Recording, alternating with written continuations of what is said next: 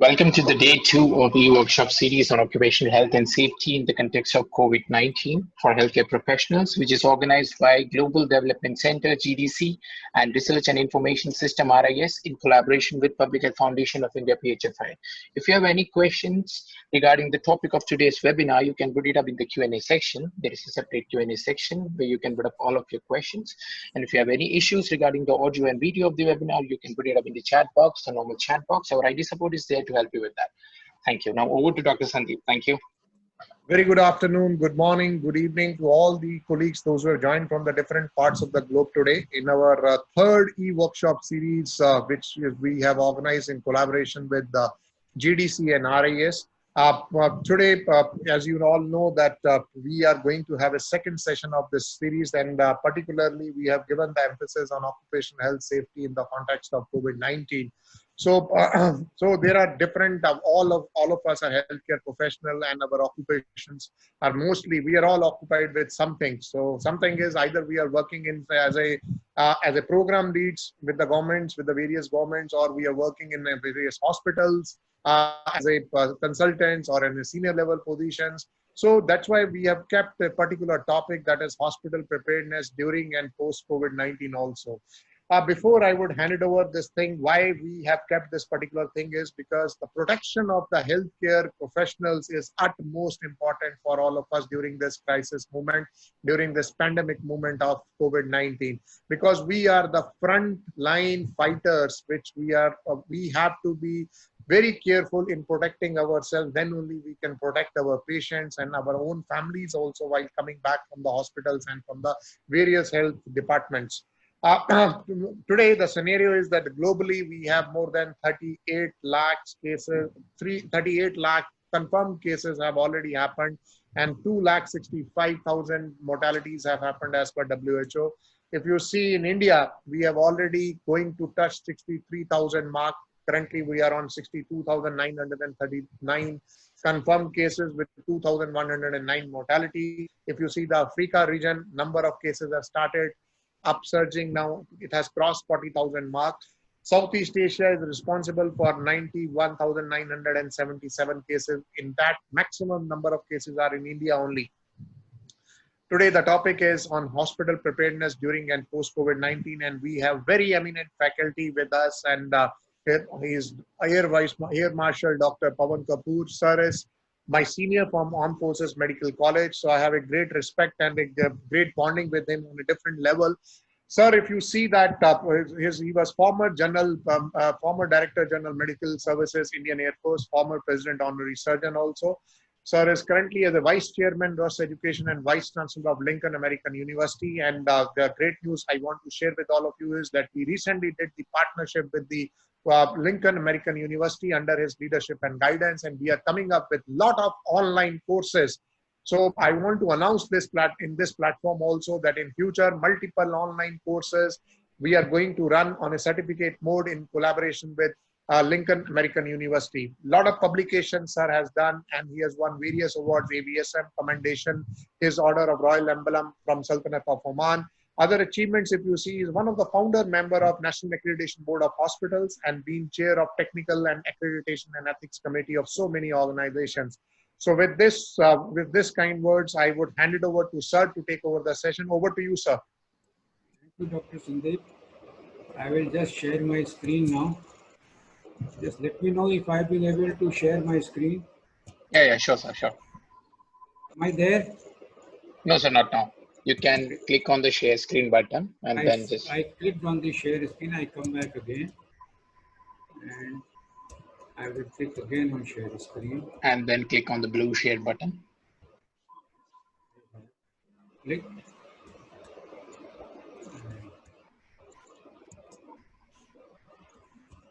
not going to share this. Is it there? Yeah, it's coming, sir. Yeah, now it's there. Yeah, you can click on the presentation view, sir. Thank you, sir. Thank you. Yeah. Well, good morning, good afternoon, good evening, everybody from across the globe. Thank you very much, Dr. Sandeep, for your magnanimity in introducing me.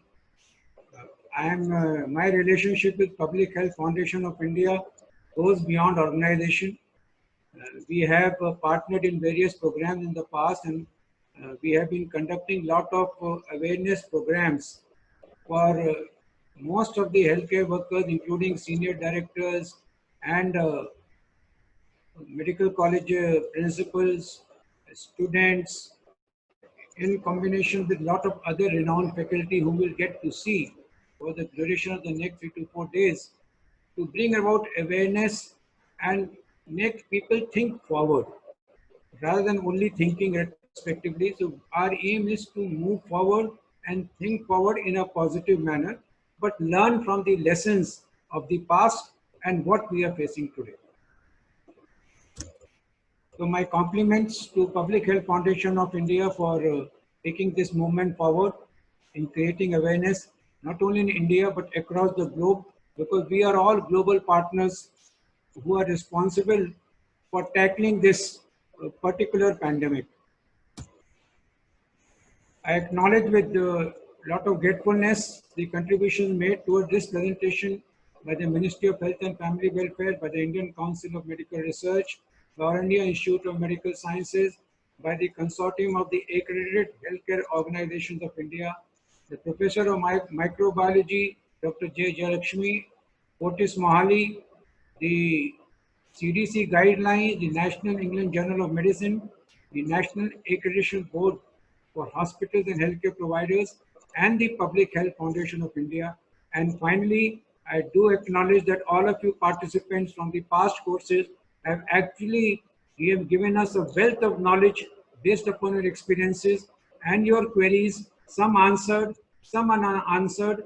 We have put it together in this particular presentation so that whatever we learn from you, we pass on to the next set of participants. So your questions are always welcome.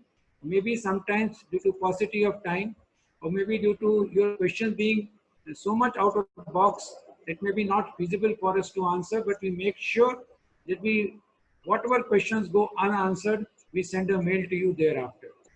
So thank you all for being there with us. Well, before I begin, there is some disclaimer. The views which I'm going to express here, as I told you, have been collated from various guidelines. But I've actually added the color of my own experience. And that color of experience has come based upon my 40 years of service across India in various places, and international services on deputations that I've done, and visited various foreign countries, and during various national disasters and the earlier disasters of Ebola in Africa, where we had to evacuate our own troops from there. So based upon that, whatever experience I have got, I put it inside this presentation of mine. The views for post-COVID. When post-COVID goes away or just becomes as an endemic disease rather than an epidemic format, then what are the needs and requirements which we are supposed to be looking forward at that point of time? They are mainly personal, and if I am maybe using some views, I do not mean any disrespect towards any party. There is no conflict of interest, and honest feedback is solicited for further improvement in our presentations to you. The story so far, you know that COVID-19 is caused by coronavirus, SARS coronavirus 2, earlier named as novel coronavirus 2. It was deemed to have been a natural reservoir was the horseshoe bat, which I have shown here. We all know that this coronavirus 2, SARS coronavirus 2, belongs to the beta strain of the coronavirus. It spreads by droplet infection and through fomites by person-to-person transmission. It has an incubation period of 2 to 14 days, with median incubation period of 5 days, and maximum of the symptoms, they come by around 10.2 days. We also know that this disease has been affecting certain high-risk categories, which are elderly, males, which are those who have got comorbidities like diabetes, various metabolic syndromes like obesity, hypertension, cardiovascular diseases, kidney diseases, immunosuppressant agents, cancer and chronic obstructive lung disorders, as well as certain autoimmune diseases. We also know that currently the only way to prevent is by keeping us by social distancing, by proper personal hygiene, hand hygiene, also by way of practicing respiratory etiquettes. There is no vaccine that has been discovered so far, and I think the way things are moving, it is still some time away. There is no therapeutic ways of combating this, but a lot of researches are being carried out. What we know so far, that we are using combinations of various drugs apart from, of course, maintaining the systems by way of oxygenation and by way of various types of ventilation, both invasive and non-invasive. So while we try to maintain the vital parameters, there has been no specific therapy that has been released so far. All we know that we have certain drugs which can be used as prophylaxis, especially for the healthcare workers, which has become in India one of the recommended ways of giving chemoprophylaxis with hydroxychloroquine in the dose of 800 milligram on the first day and then 100 milligram once a week for 7 weeks. So that has been the prophylaxis. For treatment, there has been lopinavir and ritonavir combination. There has been now introduced remdesivir. Somebody have tried plasma therapy of the convalescent patients. So they are getting different results, sometimes positive, sometimes negative. But scientifically, there is no evidence as yet to pinpoint this is the effective treatment of COVID-19. So therefore, we have no vaccine and no defined specific therapy for COVID-19. We are using two tests for diagnosis. One is the reverse transcriptase polymerase chain reaction test, that is RT-PCR, which is the gold standard and a specific test. And other is the antibody testing test, which is only testing for the IgM and IgG antibodies, which is more effective in knowing the prevalence of infection in the community, and it is more for surveillance than for diagnostic reasons. So with this brief story, let us come back for the preparedness during COVID-19.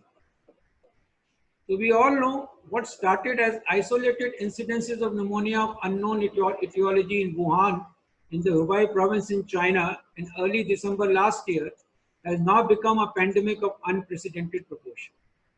Its global spread, we all know, has been very rapid and aggressive, and the current burden of disease has been already informed to you by Dr. Sandeep, but I'll say it is only nearly 4 million cases of infection and almost around 265,000 deaths that have taken place so far.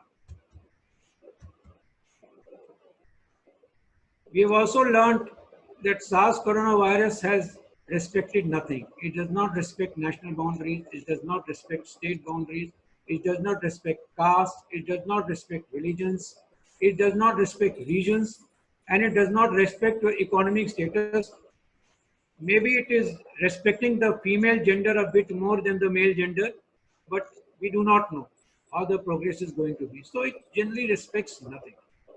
There is yet no vaccine and no known therapeutic care. Medical science has never been so helpless before. There have been pandemics before. They have been taken care of even in this decade. We had the SARS and the MERS, but they could be taken care of. Medical science has advanced by rapid paces, but still we find ourselves helpless in front of this tiny little virus. So what are the options that we have got? We have no option, absolutely no option, but to prepare ourselves for the worst case scenario while we pray and hope for the best. Various states are in the different stages of lockdown. Somebody are opening up with caution. Somebody are exercising less caution. Somebody are exercising more caution. Somebody where the disease is already plateauing, they have started opening up. But the aim of lockdown was only to arrest the spread of virus by attempting to interfere and block the chain of transmission.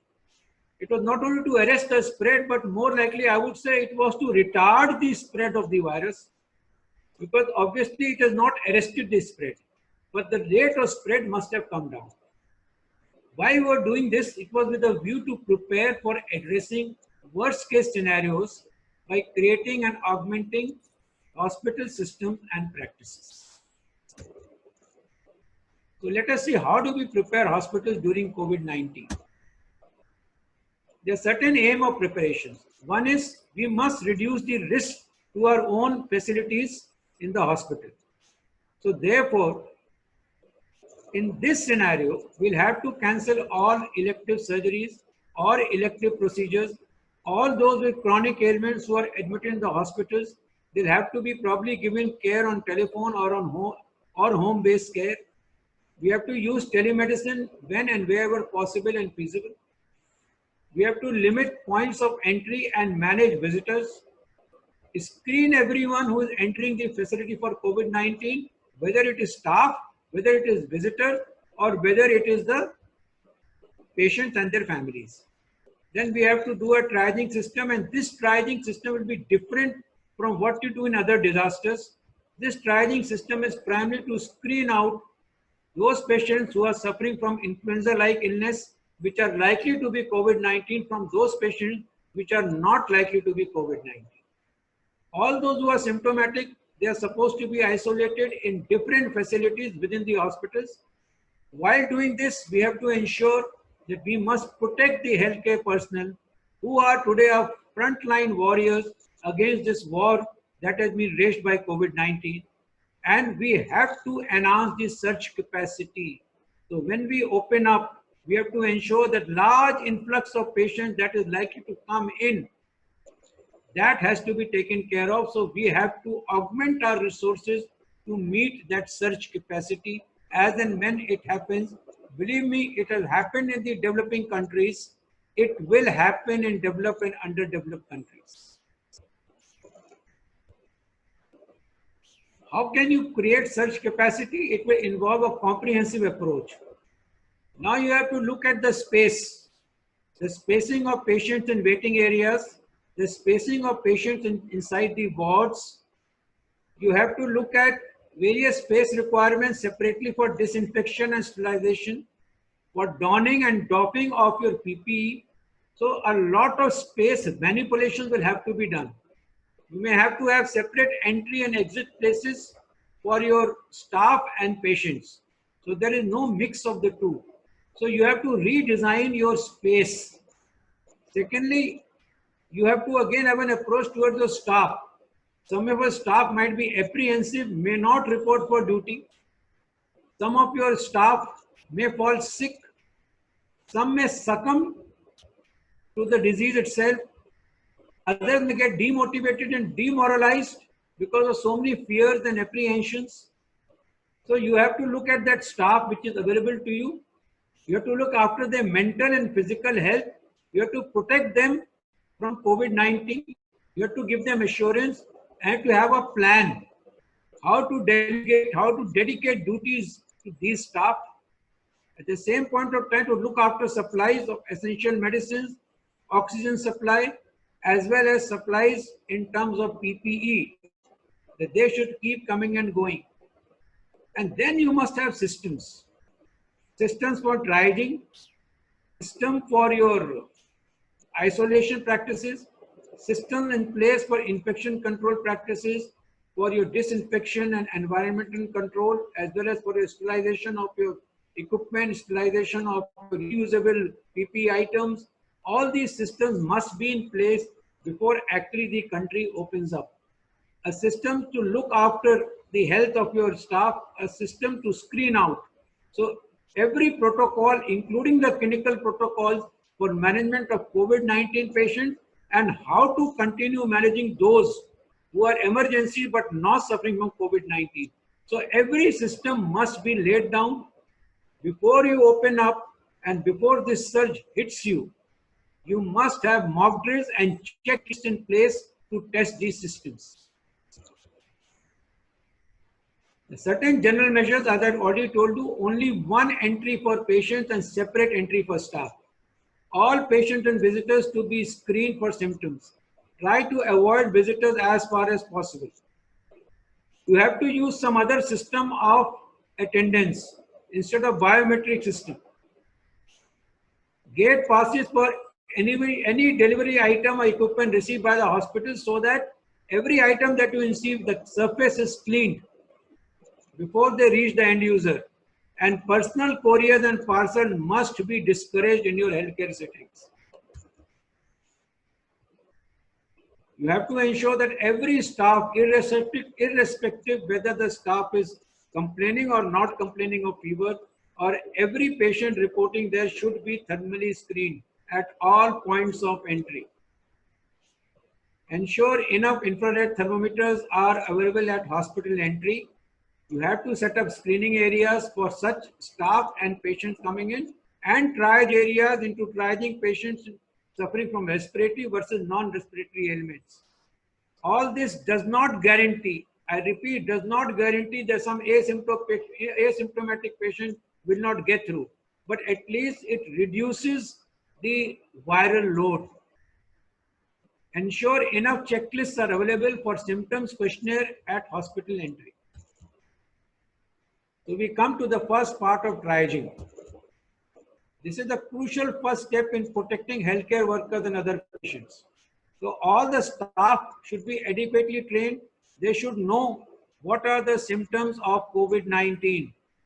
Fever, cough, shortness of breath, accompanied by malaise, accompanied by body aches. But the primary features are these three: fever, cough, and or shortness of breath, with a history of contact with some COVID-19 patient, or with a history of contact with suspected COVID-19 patients, or coming from a territory or a hotspot area within your country where COVID-19 patients have been diagnosed or people have been kept in quarantine. The history of contact is there, along with fever plus one more symptom, that is either cough or shortness of breath. So this have to be trained to them.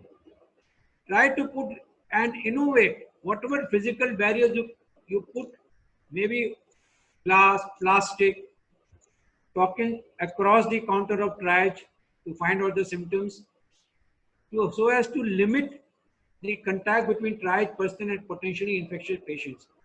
But doctors and nurses will have to come into contact with such patients. So there they have to use their PPE. At all these triage points, all patients must be assessed for possible COVID-19 infections, exposure to other COVID-19 patients, and travel history to hotspots. And those who test positive must be separated and treated in separate wards, ideally in separately designated locations by separate medical teams.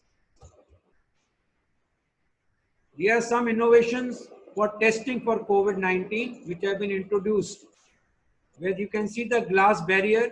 There is no direct contact, and how they are taking the sample from the nasopharynx. The patient placement in triage area should be minimum 1 meter. And all healthcare workers to wear the 3-layered mask, gown, apron, and gloves. All examining and treating physicians should wear N95 respirator masks. All housekeeping staff should wear surgical masks and gloves while shifting patients, and heavy-duty gloves while cleaning the area. All patients who are suspected to be suffering from COVID-19, they should be provided triple-layer mask. You can have different way of questioning. You can have questioning checklists. Have you the following symptoms: fever, cough, shortness of breath, whatever you want to put the symptoms there. Screening temperature devices and mobile technology for symptom recording. Anything can be used in the triage area, but hand hygiene practices and biomedical waste management as per your own protocols are a must. In the triage areas, please put visual alerts in waiting areas or elevators about respiratory hygiene and cough etiquette and social distancing. This includes how to cover your nose and mouth when coughing or sneezing, and disposal of contaminated items in lid-covered bins. All the staff in triage area should not be the staff who are not trained or anybody can be put there. No. They should be trained and dedicated clinical staff for physical evaluation of patients presenting with respiratory symptoms at triage. We should include PPE, waste disposal, case identification, and triage protocols. You can put this as an example of the signage in the triage area so that everybody comes to know that stop, you are entering the triage area. If you are experiencing these symptoms, please report separately to desk number so-and-so or to area number so-and-so, whatever it is. Put it down there so that these are visible and visual alert signs. Now, once you have taken care in the triage areas and isolated suspected patients, these patients have to be put in isolation facilities. So isolation occurs in hospital settings and involves separation of ill people with COVID-19 so that to separate them from non-infected people with a view to protect the non-infected people from getting infected.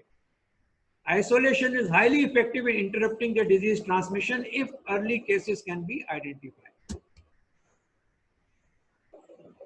All suspect cases detected in the containment and buffer zones will be hospitalized and kept in isolation in a designated facility till such time they are tested negative.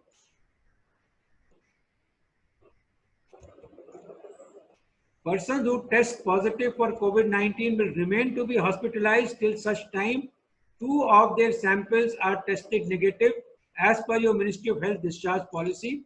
In India, you have to test by the RT-PCR test over a period of 24 hours. Unless both the tests are negative, you are asymptomatic and the radiological signs of pneumonia are not there. So you are clinically fit, you are radiologically fit, and your tests are negative over 24 hours period of time, 2 negative tests, only then you are fit to be discharged to your home, wherein you will be again under active surveillance for another 14 days. So you can make your own policies based upon what suits you the best and based upon the availability of surveillance staff. About 15% of the patients are likely to develop pneumonia and 5% of these will require some form of critical care and ventilator management. So you must have dedicated intensive care beds. Some of them might progress to multi-organ failure.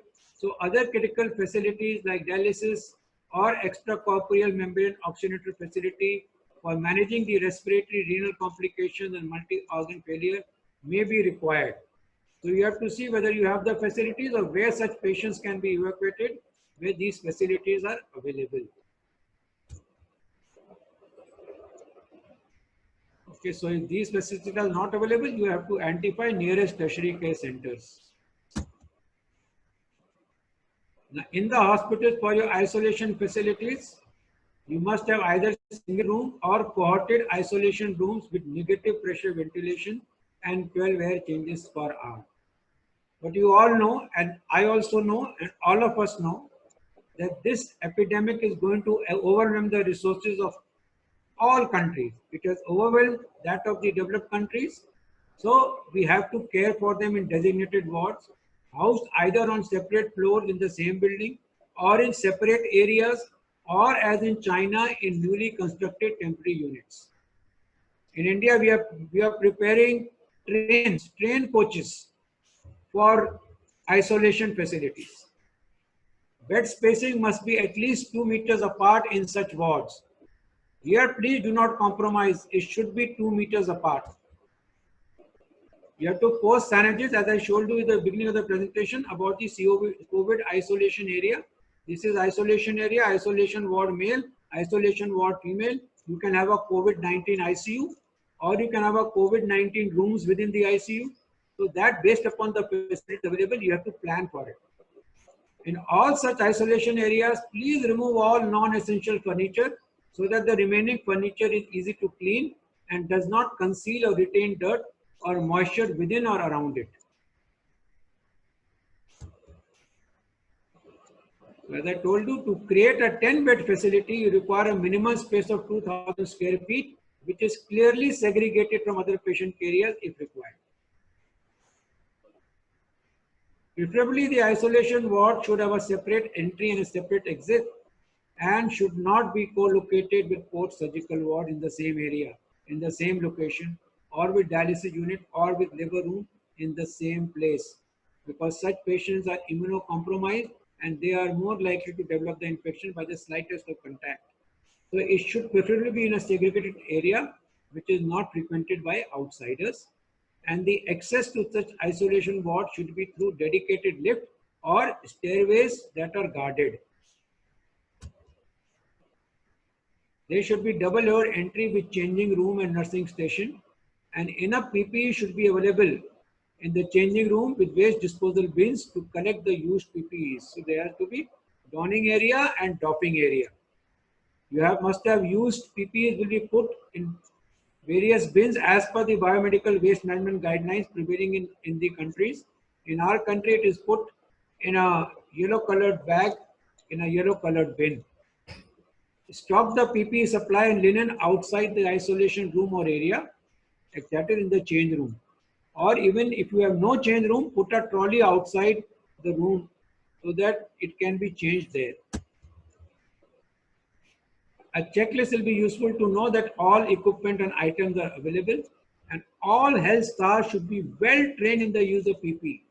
This is one of the most important aspects of preventing infection in the healthcare worker.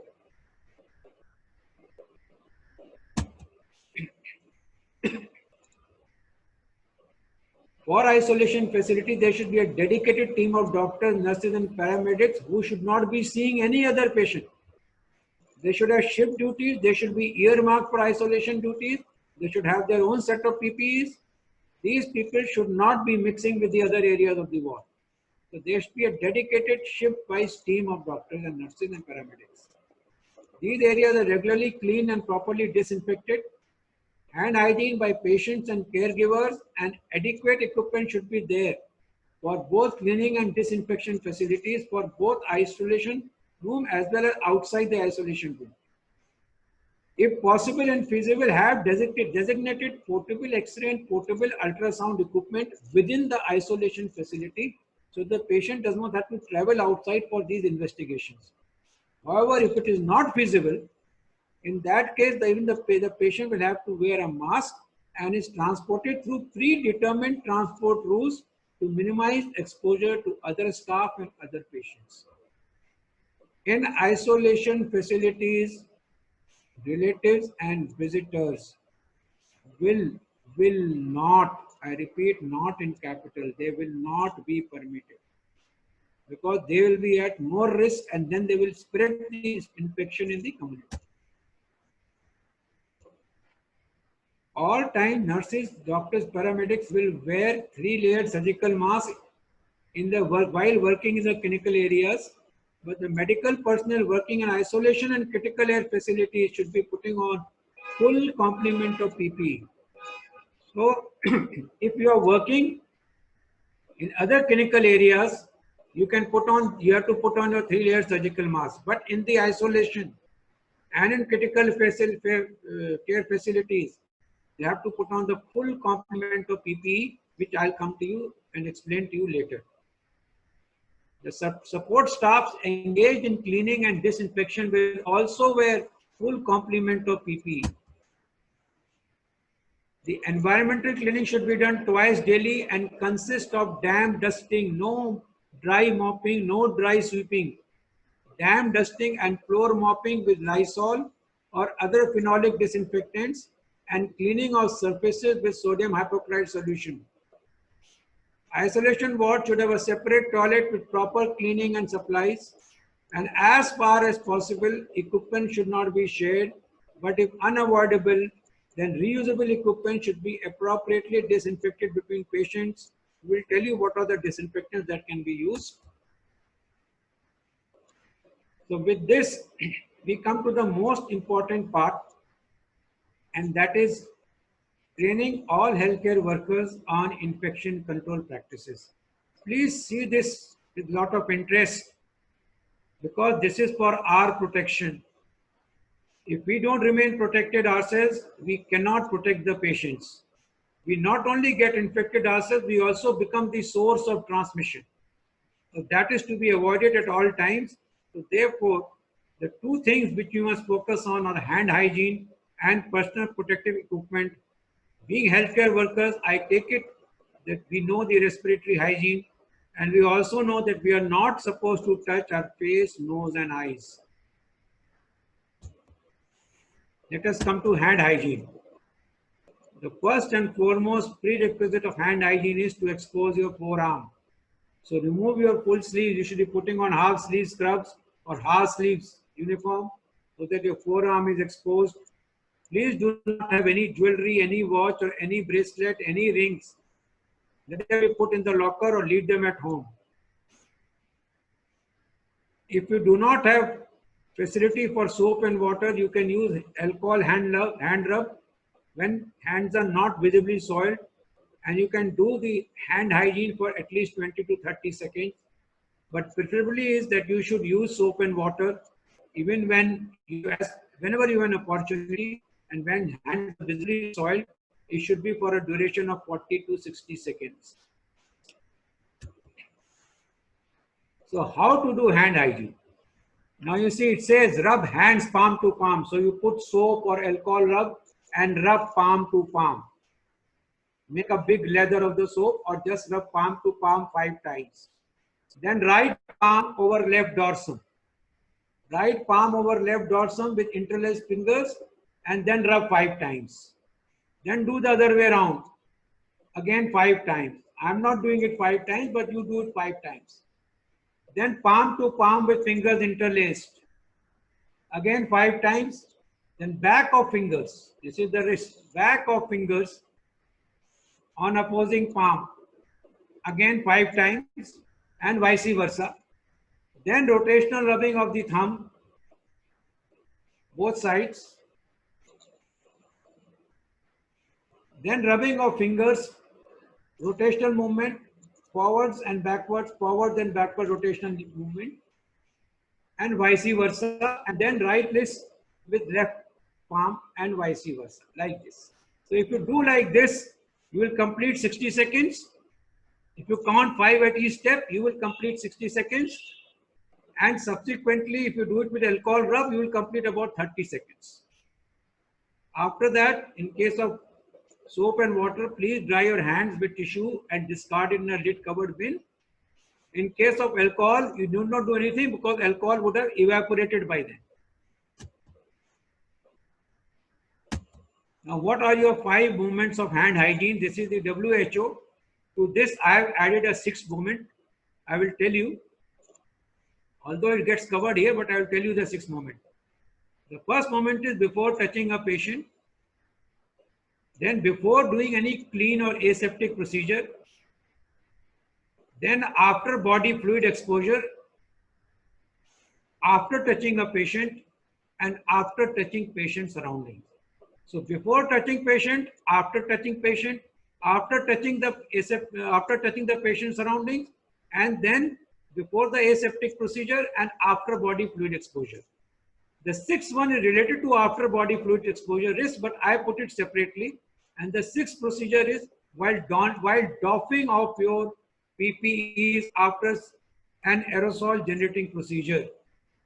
At that case, every moment, every step of doffing should be followed by hand hygiene. That is your 6th moment of hand hygiene. Respiratory hygiene, I have told you, for all patients and for all visitors and for yourself, you must use tissue. Dispose the tissues in lid covered bin. But if for the general public, they do not have any tissues with them, or you don't carry a tissue, don't have access to the tissue, use your handkerchief while coughing or sneezing, but make sure that you clean it with detergent and warm water after use. If nothing is available in public area, cough or sneeze into your elbow. And if you are suffering, please use a mask. For all healthcare workers, you must use a surgical mask or a triple layer mask while in the hospital settings when you are working in areas where patients can be COVID-19 patients. What is PPE? We all know PPE is a personal protective equipment, which is nothing but a set of specialized clothing and equipment for protection against infectious materials. You use gloves for protecting hands. You use gowns for protecting skin or our clothing. But if the gowns are not impervious gowns, then you put on aprons on top to make the gowns impervious. Masks are used to protect mouth and nose. Respirators are used to protect respiratory tract from airborne infectious agents. Goggles are used to protect eyes. And face shields are used to protect face, mouth, nose, and eyes. So whenever you have to reuse, say, an N95 respirator, please put a triple layer mask on top of it or put a face shield on top of it so that you don't touch that area every now and then, and the mask can be used for longer duration of time. Various types of gloves are there. Latest gloves are sensitive. Nitrile gloves are puncture proof. So whatever is available, you can put on gloves.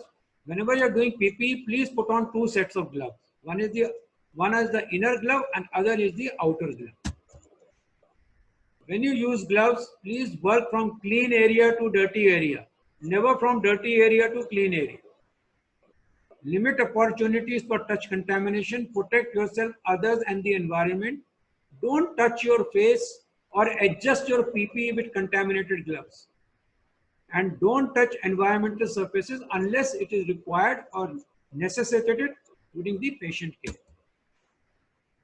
You can change your gloves after use on each patient or even on the same patient if the gloves have become visibly soiled. You must discard as per your biomedical waste management practices. Never wash or reuse disposable gloves. It's a big no. So as I told you, you can see the various masks and you can see the face shield. What is important in the face shield? The face shield will cover the forehead, extend below chin and wrap around the side of the face. There can be also hoods can be put over you so that not only you have a headgear, but it prevents any splashes on the rest part of your face. Various specifications, but they should lay down, they should follow the EEC standards, European standards, or the American standards, or the ISO. But these guidelines should be there for everything that you procure. Do not get things which are substandard, otherwise they will make you exposed to infection. They will not protect you. You will have a false sense of protection. So ensure that whatever overalls you get, whatever gloves you get, they are as per the ISO guidelines, for which your procurement department should be very well versed with these guidelines, which require a separate class. So I'm not covering it here. So they must see that the specifications are as per these guidelines. I told you goggles should be fog and scratch resistant, otherwise no point putting on goggles, and there should be some indirect venting to prevent fogging. N95 mask respirators, these guidelines which are given there. These guidelines also tell you how to recognize a N95 respirator that is not an original N95 respirator. It should have high filtration efficiency to filter out 0.3 micron particles with the efficiency of 95%. It should have good breathability so that you don't feel suffocated. The triple layer mask you can see here, it has got 3 layers, a non-woven layer, another non-woven layer, and another layer, melt-blown layer of propylene. This is the melt-blown layer of propylene, which covers your nose and mouth, which helps you to filter out anything coming there. It has also got good efficiency. But whenever it becomes wet, it has to be discarded. Whenever it becomes soil, it has to be discarded, and it should never be used for more than 6 hours.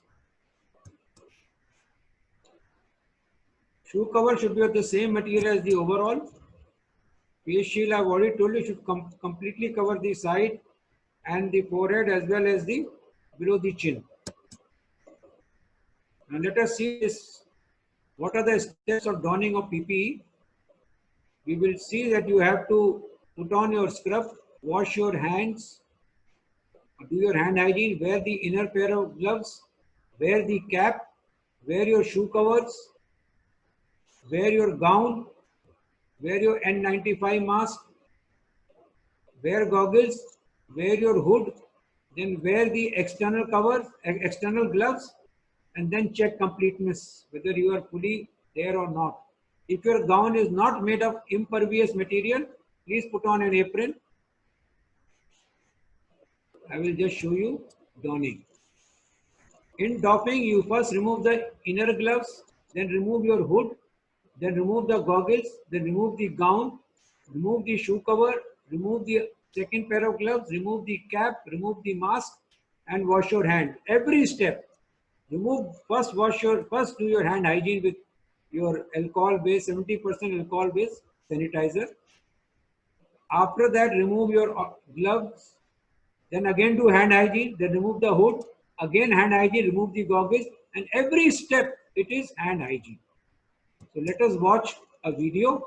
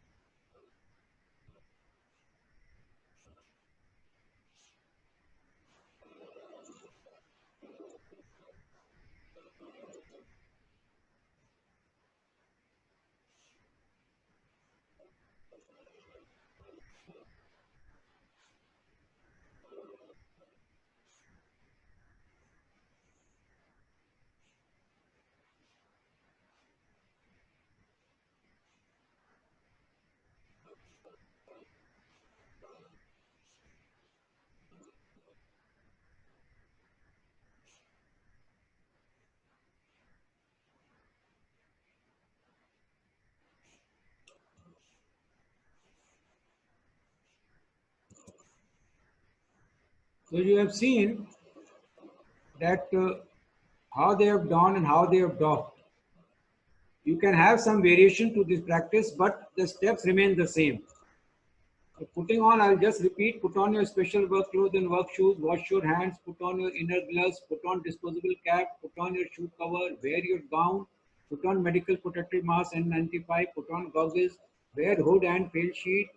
If required, put on outer gloves. And if you do not have impervious gown, put on a plastic apron on it. So with all this, this is how you do your donning of PPE.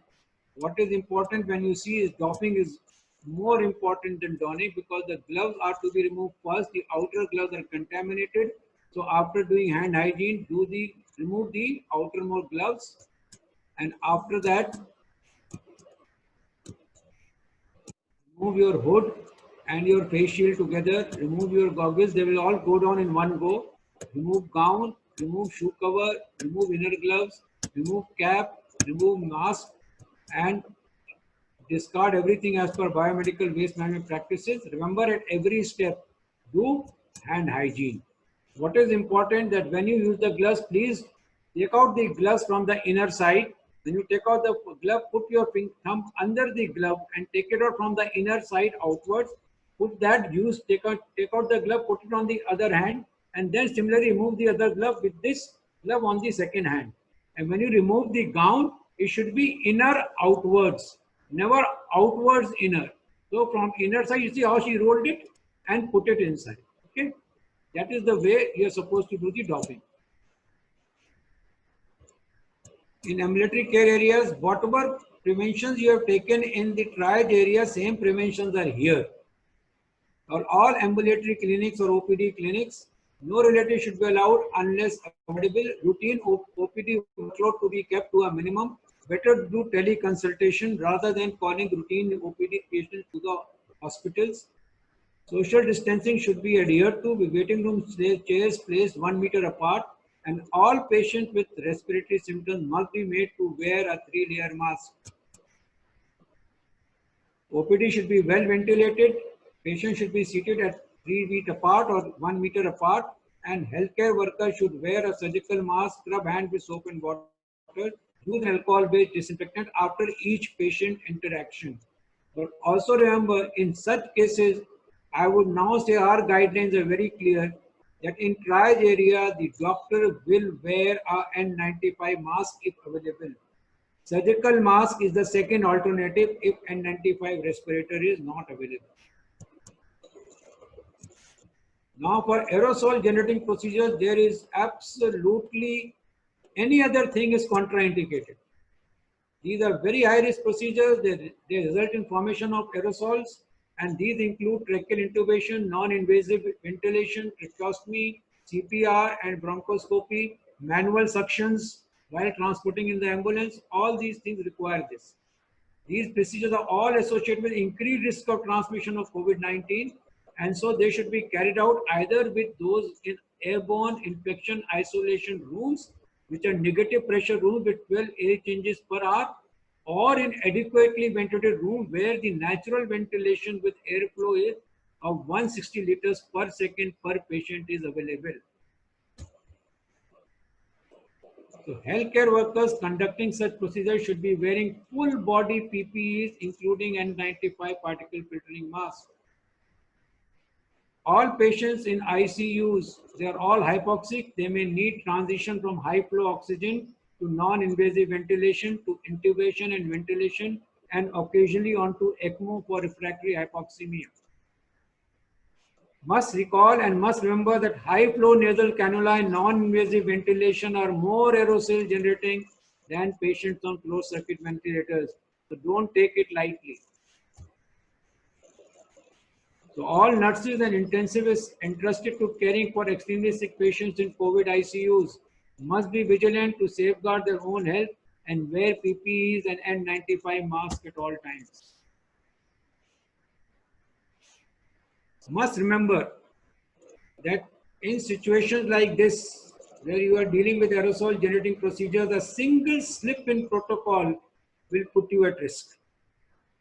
And as the workload will increase, the healthcare workers will be tiring, they'll get fatigued, their shift will become longer, they'll have sleep deprivation, they have anxiety about their family, they have anxiety about their colleagues, there will be patients dying. All this psychologically impacts the psyche of the healthcare worker. So under these circumstances, they are more likely to have a slip in protocol. So when such a situation is going to arise, please help each other so that some person helps you in seeing that your protocol is not dented. You continue to do it correctly. Let us come to environmental control. As I told you, ventilation is important for cleaning purposes of all areas. Water and detergent can be used for all surfaces, or you can use your Lysol, that is 5% Lysol, or any phenolic disinfectant. Even sodium hypochlorite can be used. For all this, water and detergent is good enough. For frequency of cleaning for high touch areas like doorknobs, bed rails, toilet bowls, wash basins, all this should be every 4 hours, and for low touch surfaces like mirrors and walls, once daily. This is in the isolations. All lab specimens are potentially infectious. So standard precautions and biosafety practices are important while collecting, handling and transporting them. So all transporting specimens, all healthcare workers who are involved in transporting specimens should be trained in safe handling practices and spill decontamination. And laboratories should be equipped with biosafety practices and appropriate transport requirements of the sample. So common disinfectants used are 1% sodium hypochlorite, 5% Lysol, alcohol based, and even some detergents, as I told you earlier, which can be used for washing of the clothes. For medical equipment, avoid sharing. If unavoidable, then clean and disinfectant between patients. For metallic, use 70% alcohol, and for non-metallic equipment, use 1% sodium hypochlorite, or as per manufacturer's recommendations. Terminal disinfection and decontamination procedures. When you are going to terminally decontaminate the isolation room, if the patient has been discharged and you're preparing for some other room, or the isolation facility has to be treated, has to be disinfected, then you spray 1% sodium hypochlorite working solution after using proper PPE and hand hygiene. It is to be done on all the surfaces while protecting the electrical points and appliances. And this is to be followed with a neutral detergent that is used for removing the traces formed by hypochlorite solution. While cleaning, please ensure windows are open in order to protect the health of the cleaning personnel. All frequently touched areas, as I said before, will be done every 4 hours. For less frequent areas, at least once a day. All textiles like pillow, linen, curtains, they should be first treated with 1% sodium hypochlorite spray and then packed and sent to get washed in laundry using a hot water cycle and adding laundry detergent. This is for the linen. 1% hypochlorite solution should also be sprayed in the PPE doffing area and discard area twice a day on daily basis.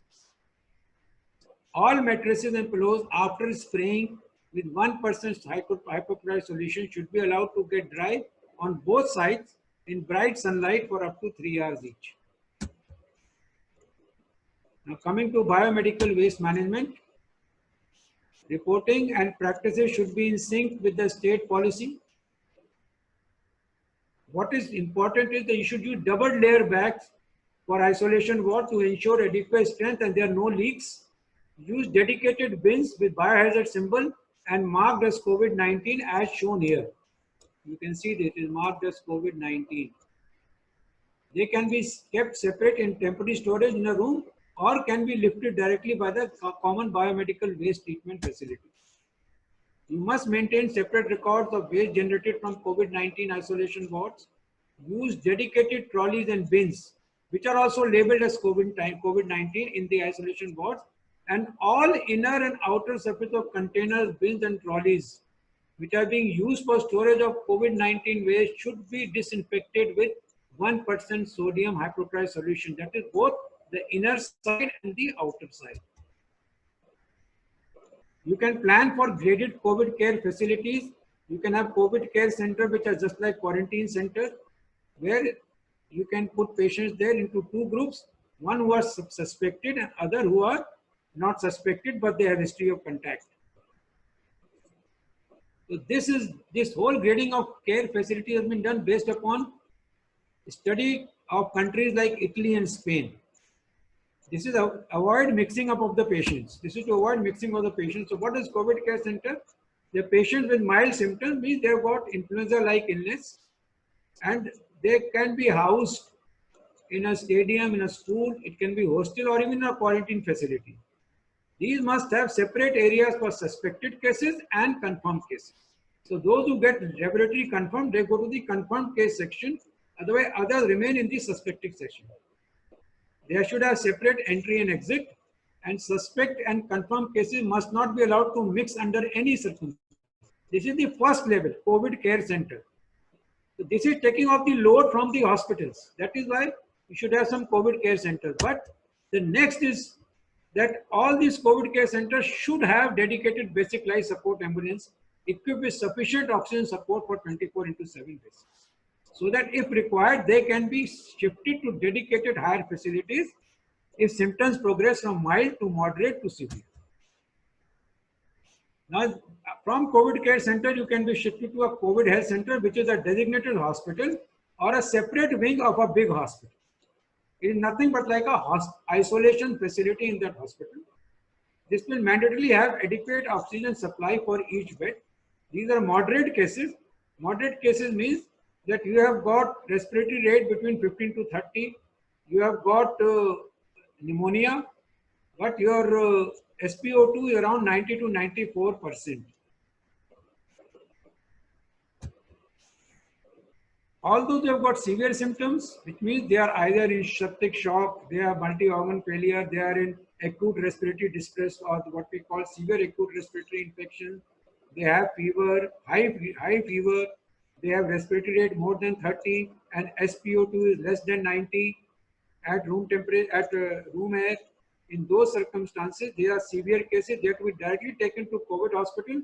We should have, in addition to isolation wards and rooms, we should have intensive care units, blood bank, dialysis and oxygen supply facilities. So our country has to now identify COVID care centers, COVID health centers and COVID hospitals so that workload doesn't have suddenly shift immediately to the hospital and hospital services get overwhelmed. So these are three types of cases. They are mild and very mild cases. They admit to the suspected case of COVID care center. They are tested for COVID. If they are moderate, they are also admitted to suspected case section of the dedicated COVID health center. And they are severe, they are admitted to COVID hospital which has got ICU facility. All these cases are going to be tested for COVID to know whether they are confirmed cases or not. So they are tested for COVID. In mild case, if the test for COVID is 19 is negative, you are charged with symptomatic treatment either to your home. You can go back to your home under 14 days active surveillance. If you are positive, you are shifted to the confirmed case section of the COVID care center. You are monitored twice daily, and if your symptoms worsen and you start developing pneumonia, you are shifted to the designated COVID health center or COVID hospital by the ambulance, as the case may be.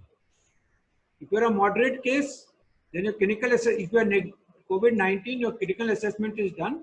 You are shifted to the non-COVID hospital block or ward, or you are discharged to home for care, home care. If you are positive, then again you are shifted to the isolation ward or the confirmed case section dedicated to the community, to the COVID health center. They are monitored for clinical severity and shifted to COVID hospital if they become severe. In severe cases, if they are negative, they are managed as per clinical assessment. They can be either discharged or shifted to non-COVID hospital when they become stable. If they are positive, they are shifted to the ICU of COVID hospital. Proper isolation facilities within the ICU, if they are there, that is the best thing. They are managed by dedicated teams.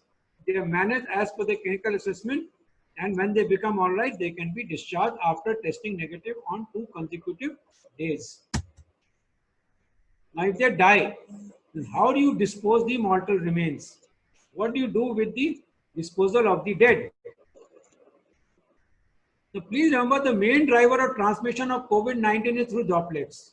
So it is unlikely to be an increased risk of COVID infection from a dead body to health workers or family members who follow standard precautions while handling body. Only the lungs, I repeat, the lungs of dead COVID patients, if handled during an autopsy, can be infectious. So when you want to handle mortal remains, hand hygiene and personal protective equipment by healthcare workers are a must. All tubes, drains, catheters on the dead body should be removed. Any puncture, holes or wounds which are resulting from removal of the tube, drains and catheters, they should be disinfected with 1% sodium hypochlorite and dressed with impermeable material. Plug oral nasal orifices of the dead body to prevent leakage of body fluids. If the death has occurred in isolation and the family or the patient wish to view the body at the time of removal from the isolation room or area, they are the only exception who can be allowed to do so with the application of the PPE. The dead body is placed in leak-proof plastic body bag. Exterior of the body bag is to be decontaminated with 1% sodium hypochlorite. If the family wants to put their own sheet or they express the desire to put a sheet from the hospital, the body bag can be covered with that sheet. This is the criteria for a body bag: impermeable, leak-proof, air-sealed, double-sealed, and preferably disposable. It should be disposable and opaque and a U-shape with zip of 4 to 6 grips. They are the ISO standards which determine the requirement of a body bag. The body will either be handed over to the relatives or taken to the mortuary. All used and soiled linen should be put in biohazard bag and the outer surface of the bag disinfected with sodium hypochlorite solution. Used equipment should be autoclaved or decontaminated with disinfectant solutions in accordance with established infection control practices. Mortuary staff handling COVID dead bodies should be observing the standard precautions. Full PPE. Dead body should be stored in cold chamber maintained at approximately 4 degrees Celsius. Embalming of dead body should not be allowed. Embalming of dead body should not be allowed. Autopsy should be avoided. And if required, proper PPE, equipment and infection control and disinfection practices must be followed. If you have to do autopsy. While transporting, it should be secured in a body bag, exterior of which is decontaminated. So this will pose no additional risk to the staff transporting the body. The personnel handling the body should follow standard precautions, surgical mask and gloves, and the vehicle after the transfer of the body to cremation or burial staff will be decontaminated with 1% sodium hypochlorite. At the crematorium or the burial ground, staff should be sensitized that COVID-19 does not pose additional risk.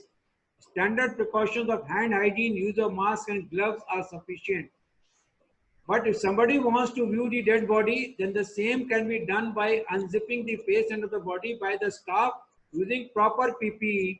That can be allowed for the relatives to see the body for one last time. Last rites that do not require touching of the body can be allowed. That means no bathing, no kissing, no hugging, strictly not allowed. All staff and family members should perform hand hygiene. If it is by crematorium, ash does not pose any risk and can be collected later to perform last rites. And large gathering at the crematorium or burial ground is to be avoided as a social distancing measure.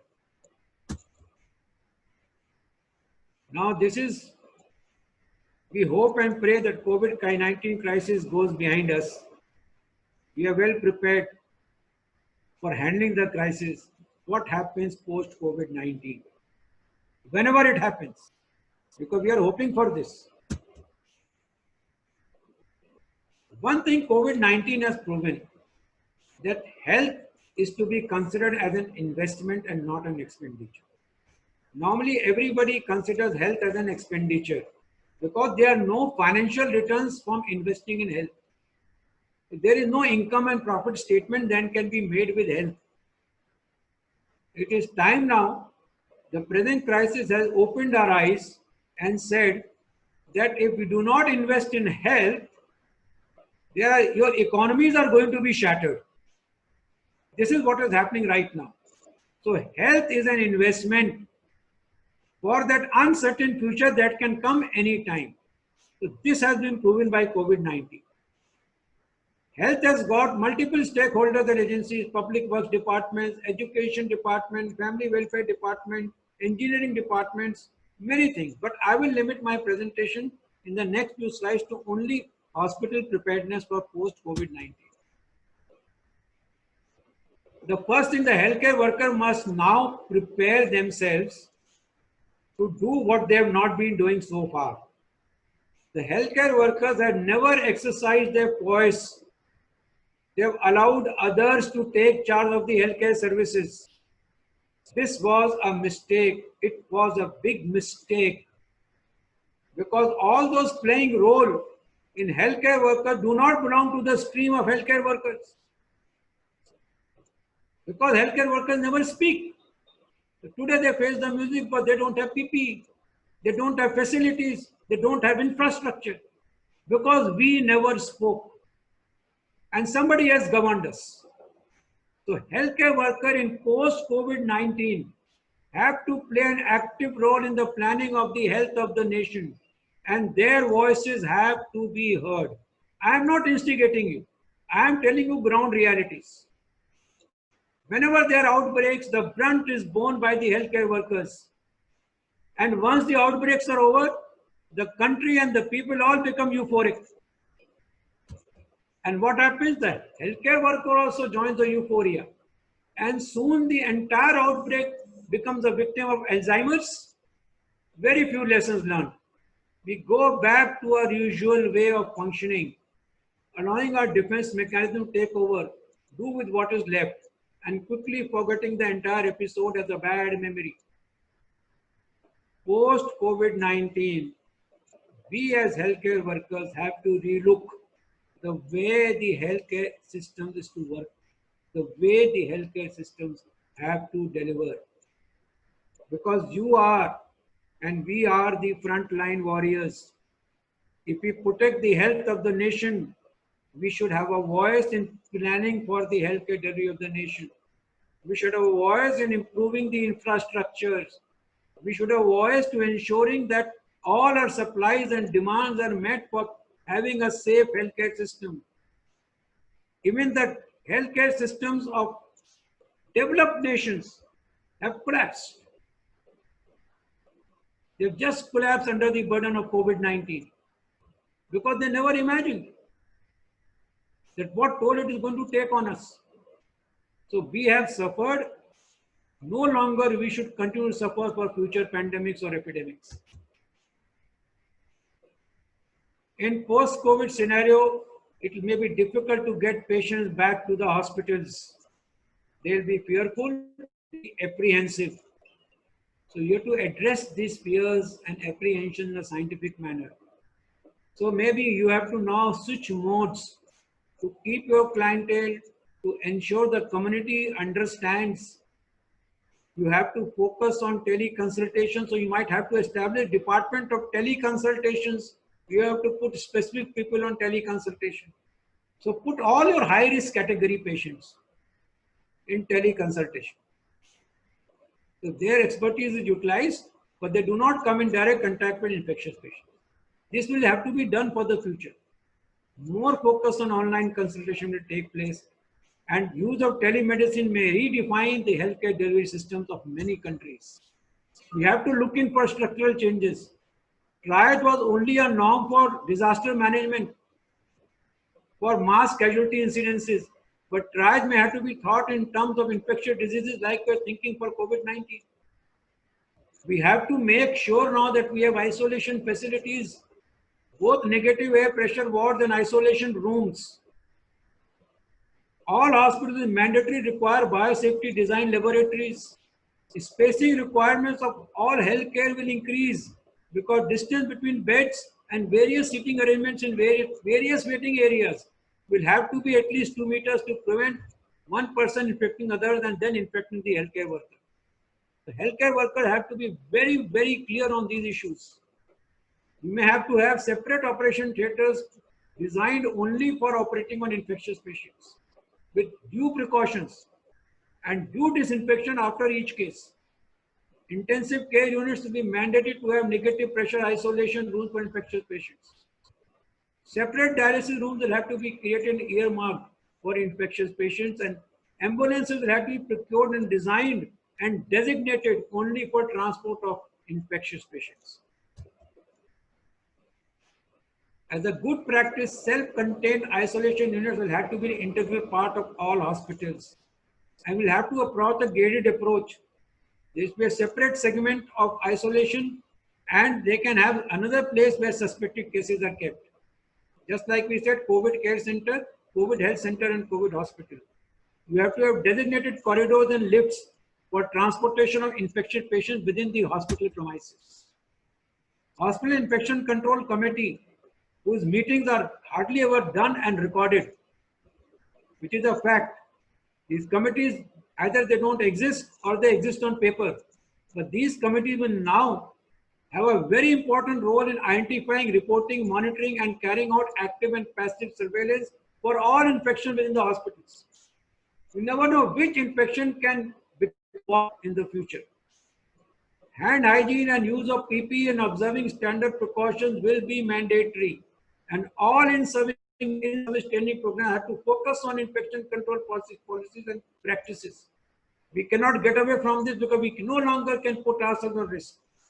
In the present scenario, we have a threefold increase in all our healthcare workers. They are more prone threefold times because the viral load is 60 times higher in healthcare workers. Your sterilization and disinfection practices, which are kept in a remote corner of a hospital with no monitoring mechanism, will have to be given due importance that they deserve. They have to have a separate receiving area, separate cleaning area, separate disinfecting area, separate sterile area, and a separate storage area with a differential of 5 Pascal pressure from the sterile to the dirty zone. The zoning for sterile areas has to be done. Housekeeping will not be just another activity. Nobody observes what is happening to the housekeeping staff. No nurse, no doctor. Only the sanitary supervisor has no knowledge. He monitors the working of the housekeeping staff. How do they mop? Do they disinfect the mop? Do they dry the mop? Nobody bothers. So all these activities have to be now focused upon. And healthcare workers have to learn donning and doffing of PPE and hand hygiene practices regularly. They have to be re-exposed to this training. With antibiotic, these are process changes. Antibiotic stewardship programs have to be monitored more stringently to prevent spread of drug-resistant strains of various microbes. And risk assessment and mitigation together with safety and other checklists is the way forward to protect both the patients and the staff. Guidelines and legal apparatus of various countries will have to be laid down for teleconsultation, telemedicine, and online consultation. Supply chain management, we never bothered. We gave it to somebody else. No. Somebody from the healthcare department will have to measure the supply chain. The availability of essential drugs, PPE, and equipment so that when such a situation arises, we are not running from pillar to post. The reporting mechanisms, they have to be put into place for early detection and containment of infectious diseases.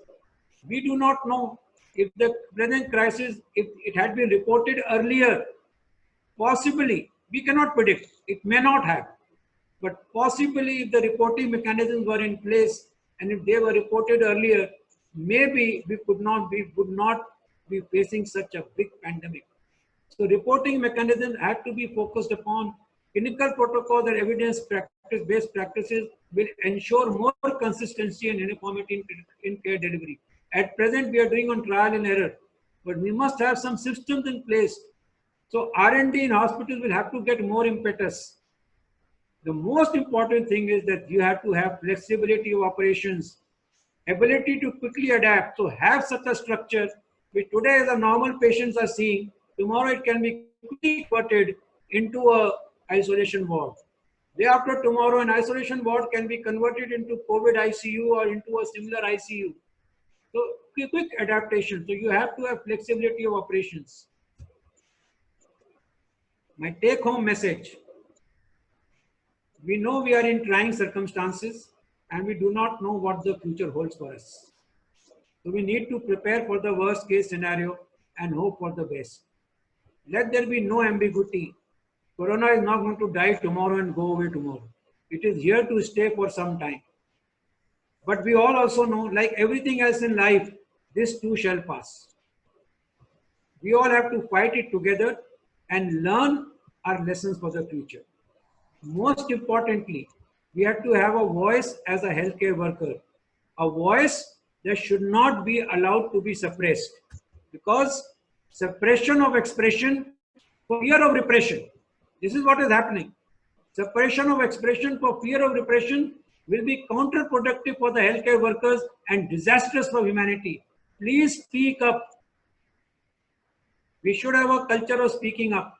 So such epidemics are killed in the bud rather than allowed to spare. This webinar was an exercise to make us prepare well for what the future holds for us. It will help us in being better prepared for the future, provided we absorb, imbibe, record, and learn from the lessons of our present experience.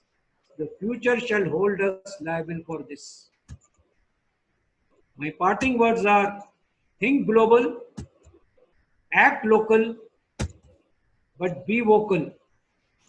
And I can assure you, Corona cannot stop us. Thank you very much. Thank you, sir, for giving your elaborative talk on this particular topic. I think the message is very clear. Think global, act local, and be vocal. I think we have to prepare ourselves for the worst case scenario and hope for the best. You have gone through the various subtopics into this. You have highlighted about the aims of preparations, reduce the fatality rate, facility risk, isolate asymptomatic patients ASAP, patient healthcare personnel, protect healthcare personnel to enhance the surge capacity. Only one entry for the patients, no entries for any visitors in the hospitals, triage areas. Crucial, this is a crucial first step in protecting healthcare workers and other patients. All healthcare workers should wear the triple layer mask. Visual alerts should be there wherever it is needed. Dedicated intensive care bed should be there. Single oblique cohorted isolation rooms with negative pressure, ventilation, and 12 air change hour. Beds should be at least 2 meters apart. Enough PPE should be available in the changing room with waste disposal bins also. Impart training to all healthcare workers. This is the real need of an hour, that we have to impart the trainings on infection control practices, hand hygiene, PPE, respiratory hygiene. Don't touch your face, nose. I think special precautions for aerosol generating procedures, environmental control, that then biomedical waste management, graded COVID care center facilities, handling of mortal remains of COVID-19. We have to be very cautious in handling such patients. All the cremations and the burial ground, we have to take the special precautions, sir.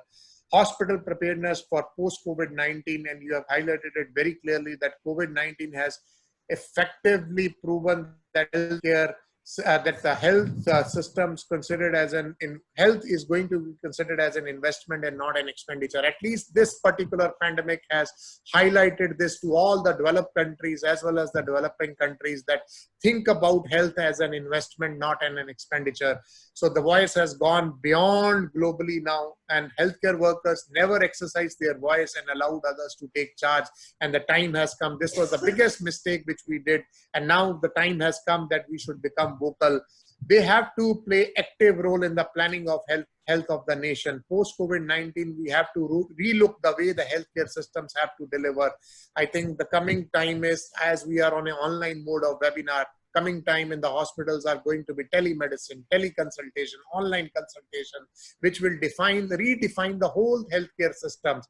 Triage clinics, fever clinics will become the norm for the patient screening now, which is not there except in the disaster areas. All in-service training programs will have to focus on infection control practices in the hospital.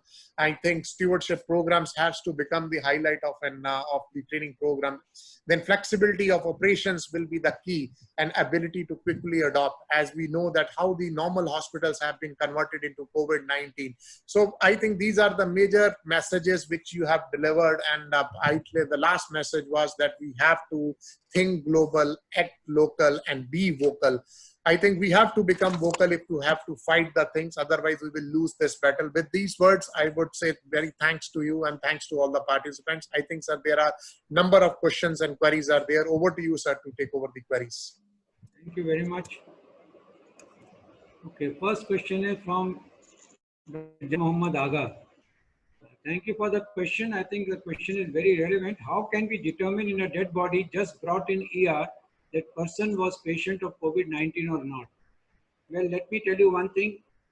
You cannot determine if a dead body which has been brought in the ER, you can only probably suspect. What we have to do is, any dead body which has been brought in such a pandemic to the ER is to be considered as a COVID-19 dead body. We have to take precautions in such a manner that any dead body that comes is a COVID-19 dead body. So if we have to handle the dead body, we have to put on the full complement of PPE and handle the dead body accordingly. Will face shield in addition to a snugly worn N95 mask provide a better protection of droplets in OPD? Will the chance of getting infection of patient decrease if the patient is also masked? Absolutely correct. A face shield in addition to a snugly worn N95 mask will provide better protection from droplets in the OPD. That is correct. It will also extend the durability of N95 mask because it will not get contaminated. Will the chance of getting infection from patient decrease if the patient is also masked? Yes, if the patient is also masked, then that mask also serves as a filter. If you have got a triple layer mask, A cloth mask may do so, but not to that extent. A triple layer mask will also filter out 0.3 micron particles. So therefore, you don't have to worry about this. This is correct. Dr. Sanjay Kumar Rathi, both things are very correct. Both face shield and chance of getting infection of patient will decrease the infection from the patient. What type of gloves should be used? This is Dr. Nail, you know. What type of gloves should be used in GP clinic in non-positive COVID area? Well, you can use, see, nitrile gloves are puncture proof. Vinyl gloves or latex gloves, they are okay. Both can be used, but in my opinion, just use vinyl gloves because they are all right for your touch. You can feel it very nicely. Nitrile gloves can be used only when you're going to put in some, procedures, do some procedures. Okay. This thing is gone. So you can use either nitrile or vinyl. Vinyl are very good to touch. Nitrile are puncture proof. Nitrile are slightly more expensive than vinyl, but in non-COVID area, a vinyl glove will do. But if you are doing any procedure which require puncture proof gloves, then nitrile gloves are more puncture proof than vinyl gloves. Use of remote control trolley, is it essential or not? Dr. Tin Sen? Thank you very much. Use of remote control trolley. Well, it can be used. It is not essential, but it can be used to prevent, contact transmission, spread of contact transmission. You have seen a lot of robots-based trolleys are coming, remote control trolleys are coming out. It is not essential, but if we have got one, it is better. What is 12-hour air changes? It is 12 air changes per hour, which means that there's a negative pressure ventilation, and in 1 hour, you can use 12 air changes. So that will help you, that will pull out air, exchange the air from the inside to the outside 12 times in 1 hour. So all the air from the room is sucked out and fresh air is pumped in at least 12 times in 1 hour. That is a negative pressure isolation room. So this is important because when it sucks out all the contaminated air and replaces it with air, so what will happen is fresh filtered air. This is fresh and filtered air which comes inside this. The chances of infections become very, very remote. How about use of ultraviolet light? Ultraviolet light in certain bandwidth is a good disinfecting agent, but because of its tendency to cause injuries, if not used in that correct bandwidth, it is not being used. It has been tried with N95, but so far it has not been appropriate for use. How frequent, this is Dr. Thanai, how frequent or when the healthcare workers involved in COVID patient should have COVID-19 test? Okay, if you are involved, every 14 days, you should have a COVID-19 test because that is the incubation period. So every 14 days you should have unless you have symptoms earlier. Dr. Aliyu says, very interested presentation and well presented. Have our wonderful day and coronavirus free world. Thank you very much for your comments, and we are very, very grateful to you for attending this seminar, and we hope that you carry the lessons learned from this webinar to all your colleagues and spread this awareness. Thank you very much. Dr. Elizabeth, very lucid and impactful lecture. Thank you very much, Dr. Elizabeth. Please, is there a way to get the lecture slides? I think Dr. Sandeep, this is your territory. Dr. Nyan, very important question, Dr. Nyan. Thank you very much once again. Some people use disinfectant spray in the human body for prevention of COVID infection at the entry of a shop. Is that effective or side effect? Chlorine will lead to suffering. Please don't allow this. It is not a proven way of disinfection for disinfecting people by spraying on them. I told you in my slide that when you do disinfection with 1% sodium hypochlorite, you follow it up by cleaning with water and detergent to remove the traces, because the traces can be toxic to you. It can cause a lot of irritation, respiratory irritation, eye irritation, skin irritation. So please do not allow anybody to spray on this and report it to your health authorities. This is not effective. How can healthcare workers working in COVID-19 hospitals best protect their families? The best way to protect themselves is your family is to stay away from them.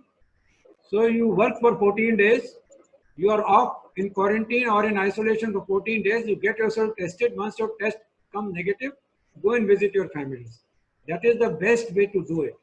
But in case you do not have those facilities, I'll tell you one more practical way, that firstly change all your set of uniforms, all your set of clothes before you start from your hospital. Whatever you use in the hospital, let it remain inside the hospital to be disinfected there. When you come back, please then bring up beforehand, carry a small bottle of hand sanitizer with you. When you reach your home, tell them beforehand that you're going to reach your home. So before you reach your home, they keep the door open. They keep a bucket of chlorine solution. Chlorine solution means it is a house bleach, a light chlorine solution. You stand in it, and thereafter you take out all your mobile, all your pen, all other things which you carry with you. You do, you sanitize it with your hand wash your hands, and after that, leave them in a separate small tray kept outside. Go inside your house, your bathroom door is open, put all your clothes in warm water with detergent for washing, and you take a shower. And all these clothes are washed at around in a washing machine at 90 degrees Celsius. If you don't have washing machine, in hot water. And do not touch any surface. So this is how you can do it, but best way out is, when you're working in a COVID-19 hospital, you remain in isolation for 14 days, get yourself tested after that, you're negative, go back, you can visit your family. But this feature should be followed. How can we forecast PPE requirement for a designated hospital? Whatever you use for PPE which you identify in over a period of 7 days, you calculate what PPE required for 7 days in various areas of the hospital. You multiply that into 3. 3 means 1 is used, 1 set kept for your store in case in case of emergency, and the 3rd set is ready to be given to you to cater for the lead time for procurement. So whatever you can calculate, 1 week requirement, multiply by 3, that is your requirement for that week. Now you want to keep it for 6 months, you buy for 6 months. You want to keep it for 3 months, keep it for 3 months, but have a lower cutoff limit, that what is your procurement time. If your lead time of procurement is high, then you cater for that that buffer stock for that lead time as well. Dr. Sunil Kumar Joshi. Wonderful presentation. Thank you so much. Healthcare workers know that they may get infections if they work with the proper protection. Administration does not provide the PPEs in due time. Healthcare workers in huge dilemma is to treat the patients or not. Huge number of the healthcare workers got COVID-19, died as well. What is the remedy? Thank you very much, Dr. Joshi, for a wonderful question and for all your appreciation. A very good question. This is a dilemma. Many countries, many places, even in our country, there are a lot of healthcare workers who have got COVID-19. Many have succumbed to this. In some places, they have succumbed in spite of the PPE, and the reason I told you, because they were slip in protocols. But in such cases where we do not have PPEs, or the administration does not provide the PPE. Firstly, that particular administration, they should be taken to task. Why did they not provide for the PPE? It was a resource constraint, understood. So that hospital cannot be labeled as a COVID-19 hospital. Where you do not have PPE, those hospitals should only refer cases of suspected cases of COVID to other COVID-19 hospitals. But if that also liberty is taken away from you, that you have to see all the patients irrespective whether COVID-19 or not, irrespective whether a COVID-19 hospital or not, in those cases, whatever you have got, at least you will have surgical masks, you will have gowns. Do that and be very, very careful. Because in such time of crisis, the healthcare workers are an asset to the country. We cannot run away from our responsibilities. I know we are in dilemma, but you have to take other preventive measures like frequently hand hygiene, frequently washing of your clothes after every shift. Just wash your clothes in detergent, having a shower, taking good care of yourself, and the slightest chance of getting exposed to a COVID-19 patient, confirmed COVID-19 patient, please isolate yourself from others and the family. We have to work out innovative mechanism for such extreme cases, but we have reached this stage, as I told you, because we never spoke. Because when there were people coming and telling you to get PPE, you never took them seriously. So now time has come that be serious, speak your mind out to your administration. Whatever has happened has happened. In future, we should not face this problem. But I also request you, let us not run away from our responsibility. We are at risk. We are warriors. So they will be risk to us. So if there are young people amongst us, we know 80% of the patients are having mild infection, out of which almost 70% patients are having asymptomatic.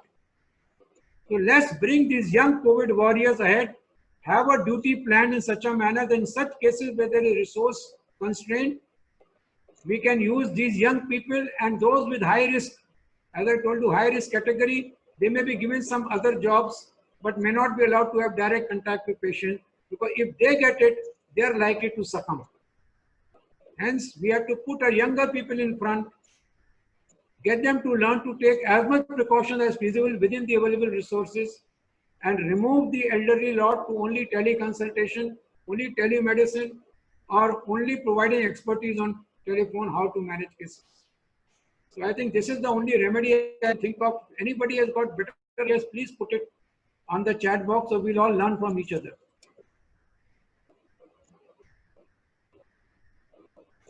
What is the alternative method to keep the dead body of COVID-19 if body bag is not available? Okay.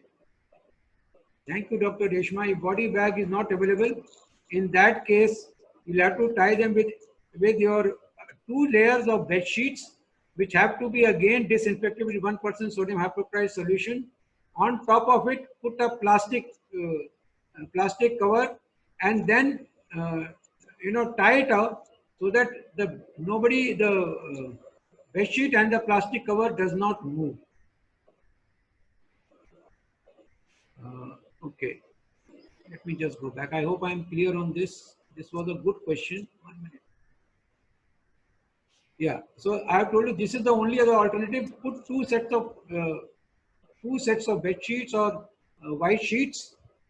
After spraying both sides with the 1% sodium hypochlorite solution, put a plastic apron on top of it and tie the body with that. That is the only other alternative method. And again, spray 1% sodium hypochlorite on this. And people carrying such dead bodies should be using personal protective equipment. How would we know post-COVID time with which indicator will it be declared by government or Ministry of Health when COVID-19 transmitted city were okay, some city may be over, but some are just exposed. How do we handle uniformity, sir? Okay, this is for public health people to decide. They all are working on this situation only, which are red areas, which are orange areas, which are green areas. Then as and when more and more green areas become available to green areas who are free from COVID for the last 14 days, then all those areas, they become green like this. Then they allowed mixing of populations. Once the green areas keep on increasing, the red areas keep on reducing. So red areas become isolated, the green areas come together. And that is how gradually you will come to know whether COVID-19 has evaporated from here or not. It is going to take a very long time. This infection is here to stay. We wait and pray for a vaccine. But good thing is 80% people remain mildly affected. In such circumstances, we expect for herd immunity to come into place, and probably it will take some time, but government will let you know after analyzing through their surveillance units at what is the prevalence of infection. And as the curve plateaus and as the disease incidence start going down, as more and more antibodies build up, so we will know that the population is getting immune and the COVID time is passing away. You gave the impression that the cause of COVID-19 except respiratory section. Is this really true? How long does the virus survive on the coughs? Okay. Virus survives in the secretions. Remember one thing, virus survives in the secretions. So what I am trying to give you is that the impression is not that the dead body will be containing live viruses. Live viruses, they survive in the secretions for 3 days. Nobody keeps the corpse for 3 days and nobody is permitted to keep this corpse for 3 days. You have to be very sure. Therefore, I gave you that analysis. I am trying to sensitize other person. The person is dead. He has come in a safe manner. So the people who are there in the burial ground should not refuse burial. People are made to dig graves. The dead body is not going to infect you. The dead body is safe. There is no live virus except in the secretions which have been plugged. The dead body has come in the correct manner. So in that case, to sensitize them that virus cannot live in a dead body. Virus can survive in the secretions for 3 days. So we have to inform this. However, this sensitization will take time. So we have to ensure one thing, the dead body has to be disposed of only in the manner that I have said. That is the safest way of disposing of, because we do not know what might come next out of research. So presently this is the guideline. So I have given you that guideline. What is the alternative method? As this I have already told you, body bag is not available. A very important question from Dr. Folakami Ojo. How long can you use N95 mask? Okay. Normally N95 masks can be used only once. But because of scarcity, the CDC Atlanta has given certain guidelines. And those guidelines say that you can have an extended use of N95 mask. What is that extended use? You can use it for 8 hours. If you're putting on a face shield or you are putting on a triple layer mask, triple layer surgical mask on top of it, you can use it for longer duration because that N95 mask is not contaminated. It is to be contaminated from the outside. So it is no longer contaminated. How do you use, how much can you use it? They have come out with a solution. In India, it is 3, but they have come out with a solution that each healthcare worker who is involved in COVID-19 patient care to be given 5 N95 masks in 5 different paper bags labeled as 1, 2, 3, 4, 5. You use either a face shield or you can use a what we say triple layer mask and use this for 8 hours. Come out of your shift, put the first mask into that paper bag and cross it. After that, you leave it in a dry place in your own trace as number 1. Then take out, when you come next time, take out the number 2. Do the same thing to number 2. Take out number 3, number 4, number 5. Like this, each can be used 3 times. So each mask can be used thrice. 5 into 3, you can use 5 masks for 15 days.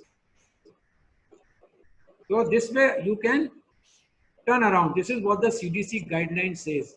So you can use it like this under such circumstances wherein you do not have enough stock of N95 masks.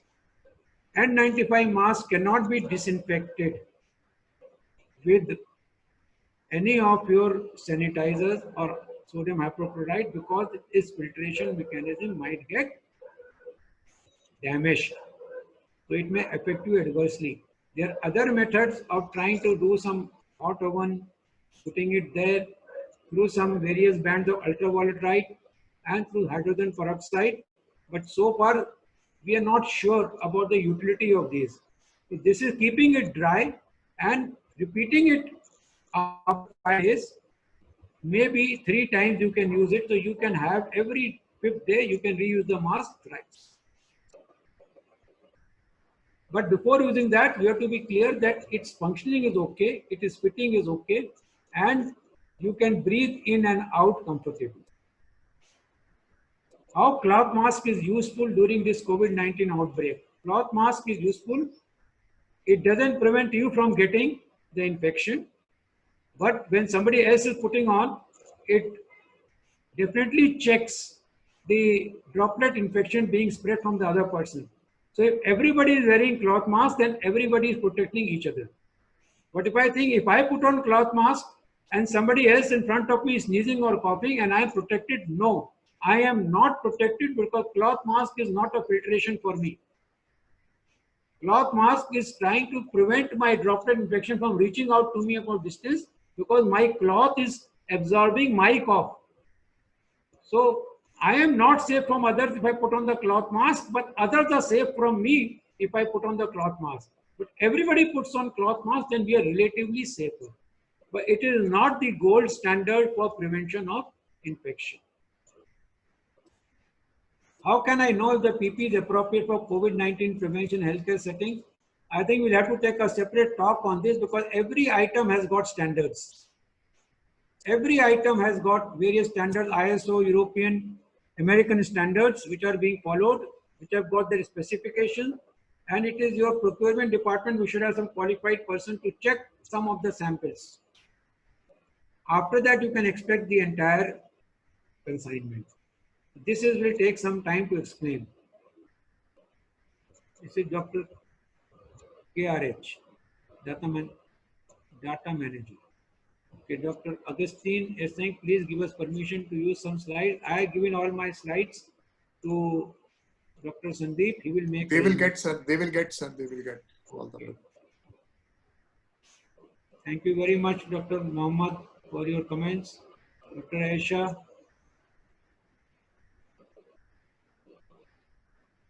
We really appreciate the organizers and presenters of these well articulated. What I want to know, the PP for healthcare because COVID-19 is new, but creating havoc. No, PP is not creating havoc. COVID-19 is creating havoc, and PPE for healthcare workers is a must. I have told you. 1 minute. Let me just go back. Can we reuse PPE in resource poor setting? I have told you that you can use N95, the manner in which I have told you.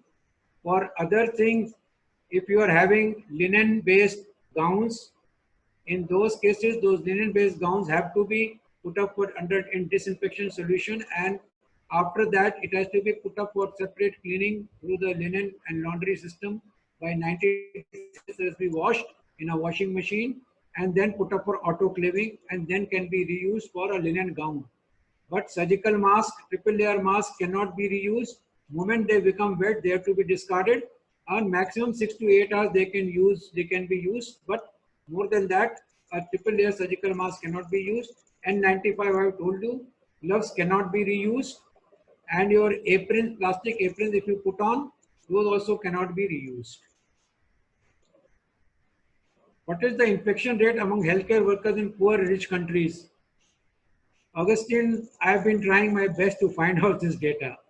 I have not been able to get, it is very surprising that nobody is doing too many studies. These things are being reported. We know that in some countries, almost 18% of the healthcare workers have been infected. Although the death rate may not be higher than what is happening to the general population, but healthcare workers are being affected. There are no studies to say how many in poor and how many in rich countries. I think as the pandemic progresses, somebody will do a study on this. I'm sorry, I cannot answer this question exactly. Dr. Kubi Bhattin, this presentation was very helpful and thank you very much. Reshma, thank you very much. What plan may need for human resources in post-COVID era? Okay. All right. So you have to work out a human resource plan. On an average, how many people fall sick? On an average, how many people are absenting? What is the culture? How many people report for duty in time? It depends upon the culture of the organization, the commitment of the healthcare workers. This you have to decide on your own and see the availability of healthcare workers in the market.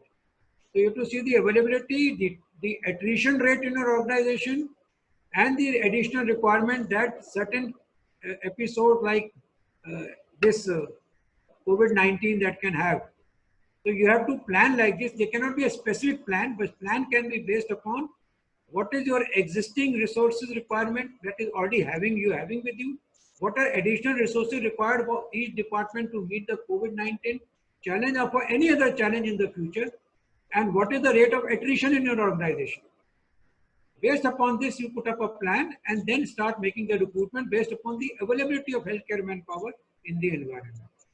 So no specific figure can be given, but suffice it to say that you must have for any healthcare setting, one medical officer for every 15 beds, which can include any type of medical officer. If you want to go specialty wise, then specialty wise for there are various standards laid down. Varying from 25 to 50 beds, you can have a specialist. Medical officer, one for 15 to 20 beds. Nursing based upon the acuity of care, you can have 1:1 for ventilated patient, 1:2 for non-ventilated patients in ICU, 1:5 for a general ward. So like this, then this is for each shift. So like this, you can plan based upon your own national standards, and then you can work out what is your existing requirement, then see the attrition, and then see what is the additional requirement that you may require in the future. That's how you make the plan. In brief, otherwise manpower planning takes almost 5 classes. Augustine says masks should provide level of protection. Don't droplets falling on a non-mask user pose a risk? Yes, definitely they pose a risk. Many countries try to overcome COVID-19. Dr. Nyan Lin. Many countries try to overcome COVID-19 in a three-dimensional approach, in which how should we respond for strengthening of healthcare system. Health is a multi-dimensional thing. It cannot be left to only one dimension that only hospitals will do this. So the entire healthcare delivery system has to come together, see the unique requirement of your country, and then everybody has to plan and make policies, make guidelines. We make guidelines only if we are struck with a pandemic or an epidemic. We should start having guidelines well in advance, so that at the time of disaster, there is no time for planning. That is the time for doing. So if we have a system, only then we can do. So in all these cases in COVID-19, the systems are evolving because this virus is new. However, we say there has to be a graded system of facility provisioning, wherein the people should not reach the hospital in the first go.